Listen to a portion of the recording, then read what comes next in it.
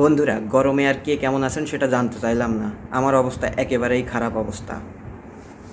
সকালবেলা ঘুম থেকে ওঠার পর থেকেই দেখি সূর্যমামা তার সর্বোচ্চ গতি দিয়ে তাপ দিয়ে যাচ্ছে আমাদের। বাড়ি থেকে বের হইতে পারি না, বাজারেও যাইতে ইচ্ছে করে না। এই নিয়ে তো বউয়ের সাথে তুমুল ঝগড়া। বাজারে কে যাবে, বাজারে যায় না কেন? আরে বাবা, এই গরমে একবার বাজারে যাইতে গেলে যে কী কত কষ্ট তা আমরা ভালো করেই বুঝি। বাইরের দিকে রোদে তাকানো যাচ্ছে না। আমি বললাম আমি বাইরে রোদে যেতে পারবো না। বলে ছাতা নিয়ে যাও।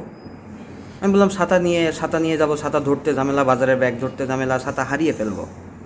তাতেও সে রাজি না, না বাজার করতেই হবে। আরে একদিন দুই দিন না খেয়ে থাকলে কি হয়? হ্যাঁ, গরমে এই যে গরমের অবস্থা, গরমে এই বাইরে ঘোরার থেকে না খেয়ে বসে থাকাই ভালো।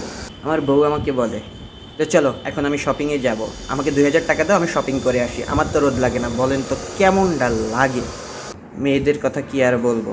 এপাশে আপনি আগুনের ফুলকি রেডি করে দেবেন, তার ওপারে দেবেন একটা কসমেটিক বা শাড়ি কাপড়ের দোকান। এই আগুনের ফুলকি পার হয়ে যাবে, গিয়ে শপিং করা শুরু করে দেবে। তাদের এই অবস্থা। কত অজুহাত ধরলাম, না বাজার করতে পারবো না, হইল না।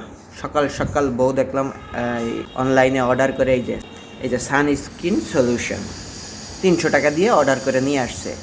ভালোবেসে এটা আমার দিল, তুমি রোদে না গেলে কালো হয়ে যাবা। কত ভালোবাসা দেখালো। এইটা দিল, আর সাথে দিল কি জানেন? বাজারের ব্যাগ। বলেন কেমনটা লাগে?